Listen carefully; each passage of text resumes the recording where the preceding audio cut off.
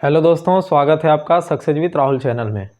दोस्तों, पिछले वीडियो में हम लोग भारतीय संविधान और राज्य व्यवस्था के बारे में पढ़ रहे थे, जिसमें आपको सबसे पहले हम बताए थे कि संविधान क्या होता है और फिर आपको बताए थे कि संविधान को लागू करने के लिए जो व्यवस्था होता है उसी को राज्य व्यवस्था कहते हैं।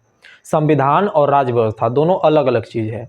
संविधान नियम कानून का संग्रह है, जबकि उसको लागू करने के लिए जो व्यवस्था किया जाता है, जो प्रणाली लाया जाता है, उसी को हम लोग राज्य व्यवस्था कहते हैं। तो संविधान और राज्य व्यवस्था के बारे में बताए थे, दोनों में अंतर थोड़ा बताए थे आपको। और अगला चीज़ आपको बताए थे संविधान का अलग अलग आधारों पर वर्गीकरण। तो वर्गीकरण भी हम लोग 4-5 आधार पे देख लिए थे, जिसमें आपको कठोर संविधान, लचीला संविधान, लोकतांत्रिक संविधान, राजतांत्रिक संविधान, ये सब बताए थे आपको।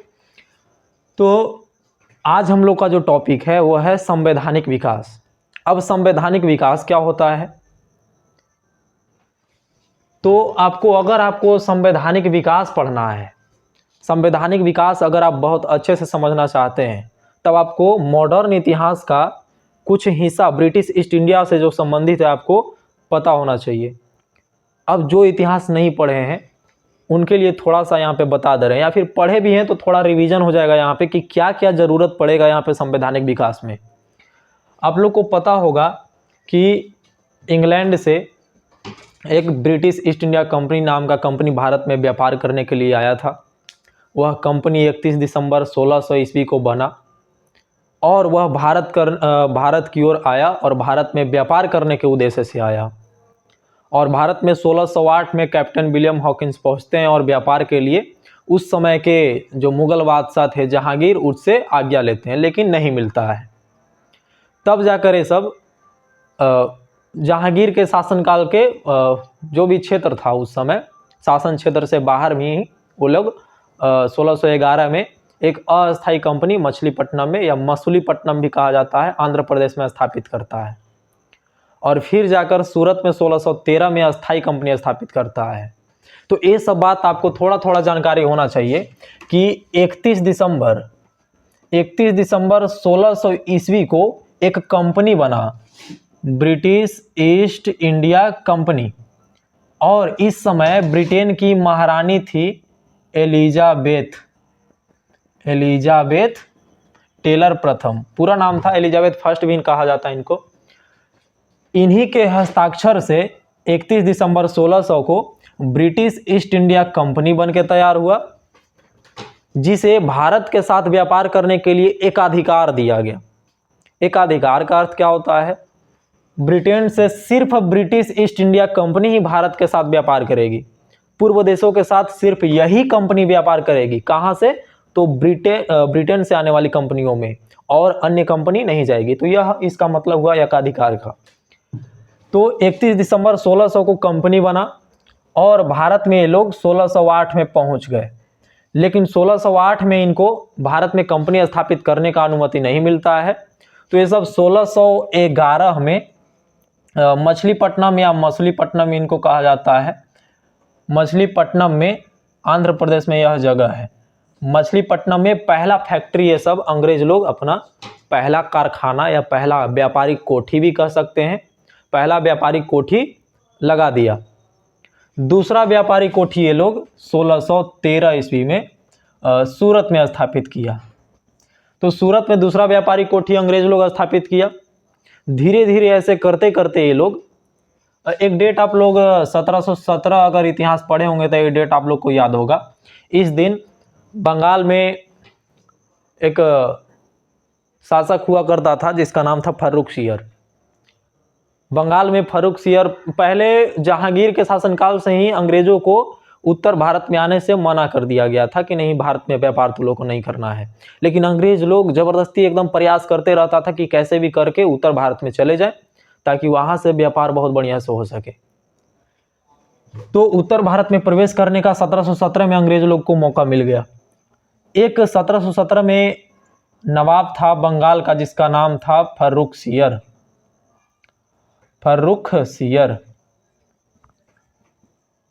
क्या होता है कि फर्रुख सियर के पैर में एक जख्म हो जाता है, कोई वैद्य इसको ठीक नहीं करने के लिए तैयार हो रहा था, तो एक अंग्रेज अधिकारी जाता है और उसके जख्म को, पैर के जख्म को ठीक कर देता है।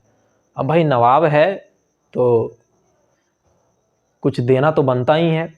तो अंग्रेज था, उसको बोला कि तुम लोग को व्यापार करने का अधिकार यहाँ पे नहीं है ना, हम तुमको दे देते हैं। और इतना ही नहीं, व्यापार करने का अधिकार ही नहीं, तुम लोग को हम यहाँ पे स्वर्णिम फरमान देते हैं, सुनहरा अवसर देते हैं कि आओ बंगाल में आओ, तुम्हारा जरा सा भी एकदम न के बराबर एकदम टैक्स लोग के लगाया, तो लोग टैक्स न भी देना, फिर भी बंगाल के साथ व्यापार करो। यानी कि अंग्रेज लोग के लिए 1717 में तो सुनहरा मौका मिल गया, जहाँ पे ये लोग को भारी टैक्स चुकाने के बाद भी ये लोग को नहीं मौका मिल रहा था, वहीं फारूक सियर ने तो न के बराबर टैक्स लगाया और भारत में व्यापार करने के लिए लोग को छूट दे दिया। तो 1717 में अंग्रेज लोग बंगाल पहुंच गया। और आप लोग सुने होंगे धीरे धीरे ये सब 3 प्रेसिडेंसी बना लिया था। कितना प्रेसिडेंसी? 3 प्रेसिडेंसी। एक तो खुद बंगाल प्रेसिडेंसी, एक बम्बई प्रेसिडेंसी और एक मद्रास प्रेसिडेंसी। अंग्रेज लोग 3 प्रेसिडेंसी बना लिया था। 3 प्रेसिडेंसी का मतलब भारत में 3 केंद्र स्थापित कर लिया, जहां से ये लोग पूरे भारत के ऊपर व्यापार का ये सब कंट्रोल करता था। लेकिन क्या होता है कि 1757 ईस्वी में, आप लोग सुने होंगे इस दिन, 1757 में कलकत्ता में ये लोग एक लड़ाई करता है, बंगाल में एक लड़ाई करता है जिसका नाम है प्लासी का युद्ध। अब ये सब देखिए, यहाँ पे ऊपर ऊपर आपको थोड़ा थोड़ा बता दिया जा रहा है ताकि आपको जो आगे का संवैधानिक विकास का जो इतिहास है आपको समझ में आए। जो बात आपको यहाँ पे ज़रूरत है वही आपको बता रहे हैं। अब ये इतना नहीं है कि आपको प्लासी का युद्ध हम पूरा यहाँ पे पढ़ा दें, तो यहाँ पे प्लासी का युद्ध के बारे में थोड़ा सा आपको बताएंगे। 1757 देखिए, 1717 में जैसे फर्रुख सियर था, उसी प्रकार से 1757 में एक नवाब था सिराजुद्दौला। कहाँ का? तो बंगाल का। तो 1757 में सिराजुद्दौला अंग्रेजों से लड़ाई कर लेता है। उसका कारण क्या था? तो अंग्रेज लोग कलकत्ता में सिराजुद्दौला से बिना पूछे सब किलाबंदी कर रहा था, किला बना रहा था, जबकि सिराजुद्दौला मना किया था।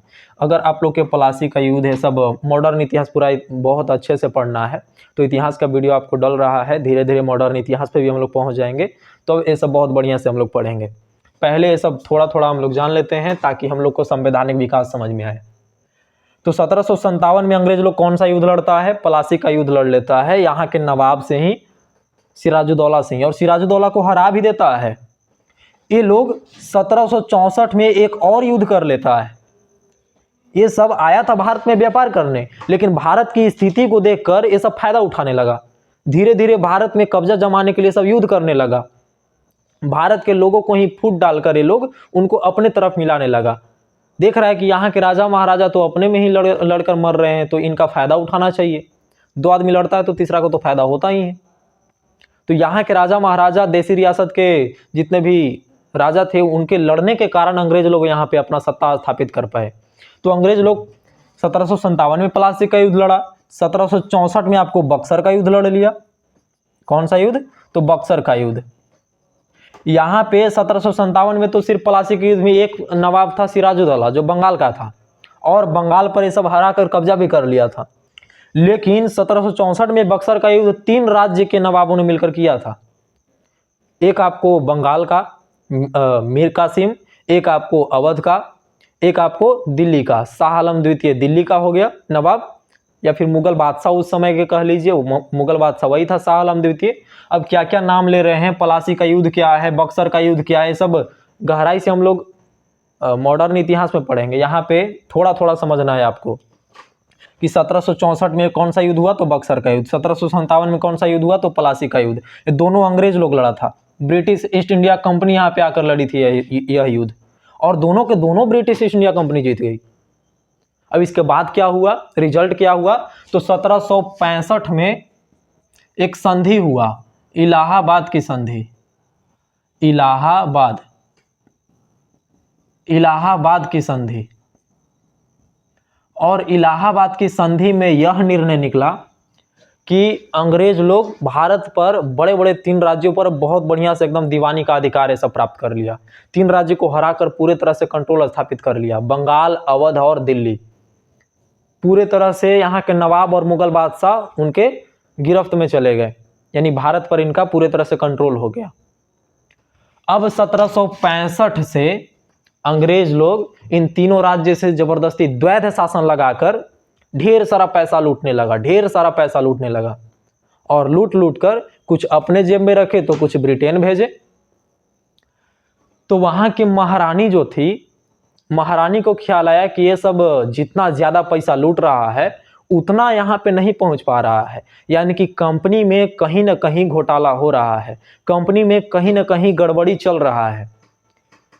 तो आपको एक चीज और बता दे रहे हैं, एक बार और बढ़िया से सुन लीजिए, तब आपको बात समझ में आएगा कि संवैधानिक विकास में पढ़ना क्या क्या है और किस तरीके से आपको संवैधानिक विकास हुआ।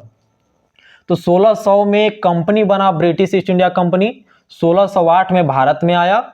1611 में अस्थायी कंपनी मछलीपट्टनम में स्थापित किया, जबकि अस्थायी कंपनी सूरत में स्थापित किया।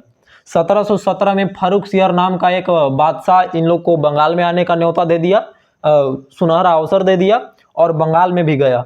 और अंग्रेज लोग यहाँ पे 3 प्रेसिडेंसी स्थापित कर लिया, बंगाल, बंबई और मद्रास। बंगाल, बंबई और मद्रास, और 3 जगह से भारत में व्यापार करने लगा। इसी बीच 1757 में सिराजुद्दौला से पलासी का युद्ध लड़ लिया और जीत भी गया। और इसके बाद 1764 में बक्सर का युद्ध लड़ लिया और जीत भी गया। अब इसका परिणाम क्या होता है? तो 1765 में इलाहाबाद की संधि होता है और अंग्रेज लोग भारत पर कब्जा कर लेता है कि अब हार गए हैं भाई, तो आप तो बात मानना ही पड़ेगा। और भारत के जितने भी बादशाह थे उस समय स्वाभिमानी कि ठीक है, हार गए तो गला काट दो, जे बोलना है बोलो, अब मानेंगे। तो 1765 में इलाहाबाद की संधि के बाद ये सबको दीवानी अधिकार मिल जाता है, टैक्स वसूलने का अधिकार मिल जाता है, कब्जा वो सबका हो जाता है अंग्रेज लोग का यहाँ पे। तो 1765 से सब ढेर सारा धन भारत से लूटना चालू कर देता है और बहुत ज़्यादा, जैसे एलिजाबेथ वहाँ की महारानी है, उनके पास कुछ ही धन पहुँचता था, यहाँ पे जितने अधिकारी थे अंग्रेज अधिकारी ज़्यादा अपने जेब भर लेते थे। तो महारानी को लगा कि कुछ ना कुछ गड़बड़ चल रहा है, इतना धन वहाँ पे लूटा जा रहा है, वसूला जा रहा है, उतना यहाँ भारत से क्यों नहीं पहुँच पा रहा है, ब्रिटेन में क्यों नहीं पहुँच पा रहा है, यानी कि कुछ ना कुछ गड़बड़ चल रहा है। तो इस गड़बड़ को खत्म करने के लिए, कंपनी को नियंत्रित करने के लिए, कंट्रोल करने के लिए एक नियम लाया गया। कहाँ से? तो ब्रिटेन से। उस नियम को कहा गया रेगुलेटिंग एक्ट, रेगुलेटिंग एक्ट 1773। तो पहला नियम वहां ब्रिटेन के संसद से, ब्रिटेन के महारानी के द्वारा भेजा गया कंपनी को नियंत्रित करने के लिए, कंपनी को कंट्रोल करने के लिए, रेगुलेट करने के लिए। रेगुलेट का मतलब होता है नियंत्रित, स्थापित करना। तो रेगुलेटिंग एक्ट लाया गया। कब लाया गया? तो 1773 में लाया गया। और इसमें कुछ गड़बड़ी था, उसे सुधारने के लिए एक्ट ऑफ सेटलमेंट लाया गया। एक्ट ऑफ सेटलमेंट 1781 लाया गया। इसी प्रकार से एक रेगुलेटिंग एक्ट 1773 से शुरुआत होता है कानून का लाना। ब्रिटिश ईस्ट इंडिया कंपनी को नियंत्रित करने के लिए रेगुलेटिंग एक्ट लाया गया ब्रिटेन से। उसके बाद इसे सुधारने के लिए एक्ट ऑफ सेटलमेंट लाया गया। उसके बाद ब्रिटेन के एक प्रधानमंत्री थे विलियम पिट्स, तो पिट्स के द्वारा पिट्स इंडिया एक्ट 1784 लाया गया। और इस प्रकार से नियमों का कतार लग जाता है। तो कुछ का नाम आपको चार्टर एक्ट भी मिलेगा। चार्टर एक्ट, चार्टर एक्ट क्या होता है? चार्टर एक्ट, इसको हिंदी में राजलेख अधिनियम बोला जाता है। राजलेख अधिनियम, राजलेख अधिनियम या चार्टर एक्ट क्या होता है? तो कंपनी को नियंत्रित स्थापित करने के लिए 20-20 साल पर चार्टर एक्ट आता था। जिस प्रकार से रेगुलेटिंग एक्ट 1773 आया, उसके गड़बड़ को सुधारने के लिए एक्ट ऑफ सेटलमेंट आया 1781। Pitt's India act, Pitt's India act 1784 आया। इसी प्रकार से आपको वहां से राजलेख अधिनियम आता था। जैसे राजलेख अधिनियम 1813, राजलेख अधिनियम 1833, राजलेख अधिनियम 1853, राजलेख अधिनियम आपको 1853 तक ही है। फिर उसके बाद भारत शासन अधिनियम 1858 आ जाता है। तो आपको समझाने का मतलब यही है कि किस प्रकार से ब्रिटेन से एक कंपनी आई यहाँ पे, ब्रिटिश ईस्ट इंडिया कंपनी, और धीरे धीरे करके भारत पर कब्जा कर लिया। और उस कंपनी को नियंत्रित करने के लिए ब्रिटेन से नियम आता रहा, और ब्रिटेन से जो नियम बन के आता रहा वो सब का संग्रह ही आज कहलाता है संवैधानिक विकास। तो आपको संवैधानिक विकास पूरा समझने के लिए इतना बात आपको जानना जरूरी था। तो अब हम लोग को पढ़ना है कि कौन कौन सा आपको चार्टर एक्ट आया, कौन कौन सा regulating act, act of settlement, Pitt's India act, कौन कौन सा भारत शासन अधिनियम आया। तो इसको अब देखना है, तो एक कॉलम बनाकर उसको देख ले। तो कौन कौन से नियम आए आपको यहाँ पे लिख दिया गया है। अब आप देखिएगा तो संवैधानिक विकास दो क्रम में हुआ है, दो आपको, एक आपको कंपनी शासन और एक ताज का शासन। अब आपको कंपनी शासन क्या होता है और ताज का शासन क्या होता है। कंपनी शासन 1773 से 1858 तक और ताज का शासन 1858 से 1947 तक। अब क्या है इसका मतलब, तो देखिए आप लोग को अभी बताया कि ब्रिटिश ईस्ट इंडिया कंपनी आया 1757 में प्लासी का युद्ध लड़ने लगा, 1764 में बक्सर का युद्ध लड़ लिया। इसी प्रकार से एक 1857 का भी क्रांति हुआ था, सिपाही विद्रोह हुआ था 1857। आप लोग भी नाम सुने होंगे, अगर नहीं सुने हैं तो सुन लीजिए कि 1857 का जो क्रांति था, सिपाही विद्रोह था, इसमें अंग्रेज का इतना नुकसान हुआ, ब्रिटिश ईस्ट इंडिया कंपनी का इतना ज़्यादा नुकसान हुआ, इसका विरोध पूरे भारत में हुआ था। लेकिन थोड़ा दुर्भाग्य है कि एक साथ विरोध नहीं हुआ था, एकता से मिलकर सब एकता में होकर आपको विरोध नहीं किए थे ब्रिटिश ईस्ट इंडिया कंपनी का, इसलिए कंपनी जीत जाता है। लेकिन नुकसान इसका बहुत ज़्यादा होता है 1857 में ब्रिटिश ईस्ट इंडिया कंपनी का। तो 1858 में एक नियम आता है, महारानी के द्वारा यहाँ भेजा जाता है और कहा जाता है कि अब भारत में कंपनी का शासन समाप्त किया जाता है, क्योंकि कंपनी बहुत ज़्यादा अनियंत्रित हो गया है, अनकंट्रोल्ड हो गया है, तो इसलिए इसको अब खत्म किया जाता है। तो कंपनी 1600 में बना था, कंपनी 1600 में निर्मित हुआ था और इसे 1858 में खत्म कर दिया गया। तो कंपनी 1858 में खत्म हो गया, तो क्या भारत से अंग्रेज लोग चले गए? नहीं, 1858 से कंपनी का शासन खत्म हुआ तो भारत पे अब महारानी का शासन लागू हो गया। ब्रिटेन की महारानी का शासन अब भारत में भी लागू हो गया, अब यहाँ भी चलने लगा। तो ब्रिटेन का महारानी के ऊपर, माथा के ऊपर ताज रहता है, तो महारानी का शासन नहीं माना जाता है, ताज का शासन माना जाता है। तो इसलिए यहाँ पे लिखा हुआ है ताज का शासन। और ताज का शासन कब से? तो 1858 से, जब तक हम लोग आज़ाद नहीं हो गए 1947 तक। तो ब्रिटिश ईस्ट इंडिया कंपनी जो है भारत में 1608 में आई, लेकिन यहाँ पे कब्जा 1757 के प्लासी के युद्ध और 1764 के बक्सर के युद्ध, और दीवानी का अधिकार मिल गया इलाहाबाद की संधि के द्वारा। और पहला नियम कब आया? तो रेगुलेटिंग एक्ट 1773 में। तो कंपनी शासन के अंदर में आने वाले कौन कौन नियम हैं? तो 1773 से 1858 के बीच में। तो 1773 में पहला नियम आया आपको रेगुलेटिंग एक्ट। अब इसमें क्या क्या बात था आगे जानेंगे, अभी कौन कौन सा नियम आया था इतना जान लेते हैं। तो पहला आया था रेगुलेटिंग एक्ट 1773। इसमें कुछ गड़बड़ रह गया था, कुछ लड़ाई झगड़ा चल रहा था। अब क्या लड़ाई झगड़ा था आपको आगे समझ में आएगा, तो उसको सेटल करना था, तो इसलिए एक्ट ऑफ सेटलमेंट लाया गया 1781 में। वहां के एक प्रधानमंत्री थे विलियम पिट, तो विलियम पिट के द्वारा एक और अधिनियम लाया जाता है जिसका नाम है पिट्स इंडिया एक्ट 1784। अगला है 1786 का अधिनियम, और फिर यहां से चालू हो जाता है आपको चार्टर एक्ट। चार्टर एक्ट यानी कि वहां के दरबार से आपको राजलेख अधिनियम आ रहा है। तो चार्टर एक्ट कह लीजिए, चार्टर कानून कह लीजिए, या राजलेख अधिनियम कह लीजिए, एक ही चीज है। तो इसमें क्या क्या बात था आपको आगे हम लोग बताएंगे। तो अभी तो कौन कौन सा नियम आया था ये जानना है। तो चार्टर एक्ट पहला कब आया था? तो 1793 में पहला चार्टर एक्ट 1793। रेगुलेटिंग एक्ट के बाद, ऐसे पहले भी आया है। तो charter act 1813, charter act 1833, charter act 1853। इसका एक विशेषता है कि 20-20 वर्ष में आता था। देखिए 93 में 20 जोड़िएगा तो 13 होगा, 1813 में 20 जोड़िएगा तो 1833 होगा, 1833 में 20 जोड़िएगा तो 1853 होगा। तो 4 चार्टर एक्ट भी पढ़ना है। जो यहाँ पे महत्वपूर्ण है वही यहाँ पे लिखे हैं, ज़्यादा कॉपी भरने से मतलब ही नहीं है हम लोग को, जितना सिलेबस में पूछा जाता है उतना ही पढ़ना है। ऐसे बहुत सारा नियम है लेकिन वो सब आपको नहीं लिखे हैं। तो 1853 में charter act, last charter act आया, और 1857 में क्रांति ही हो गया, सिपाही विद्रोह ही हो गया, जिसके बाद ब्रिटिश ईस्ट इंडिया कंपनी को समाप्त कर दिया गया। और कौन सा शासन आ गया? तो ताज का शासन, महारानी का शासन आ गया। तो 1858 से महारानी का शासन आ गया, और 1858 में पहला अधिनियम आया था भारत सरकार अधिनियम 1858। इसके बाद फिर आया था भारत में भारत परिषद अधिनियम 1861, भारत परिषद अधिनियम 1892, भारत परिषद अधिनियम 1909, भारत शासन अधिनियम 1919, भारत शासन अधिनियम 1935 और लास्ट में हम लोग को आज़ादी देने के लिए लाया गया था भारतीय स्वतंत्रता अधिनियम 1947, जिसके बाद हम लोग आज़ाद हो गए।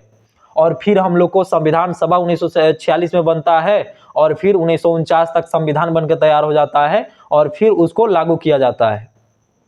तो संवैधानिक विकास जो इतना नियम आया है, इन सब में क्या क्या बात था, क्या इसमें ऐसा था कि हम लोग पॉलिटी में पढ़ रहे हैं? संवैधानिक विकास में ये सब नियम को हम लोग क्यों पढ़ते हैं और इनके अंदर में कौन ऐसा बात लिख कर आया था, ये सब हम लोग जानेंगे अगले वीडियो में। तो उम्मीद है कि आपको समझ में आया होगा कि संवैधानिक विकास में क्या क्या पढ़ना है। अगले क्लास से हम लोग एक एक करके पढ़ेंगे। तो अगर आपको पसंद आया होगा तो लाइक कमेंट कर दीजिएगा, शेयर भी कर दीजिएगा और सब्सक्राइब न किए हैं तो सब्सक्राइब भी कर दीजिएगा। तो आज का वीडियो इतना ही रखते हैं, धन्यवाद।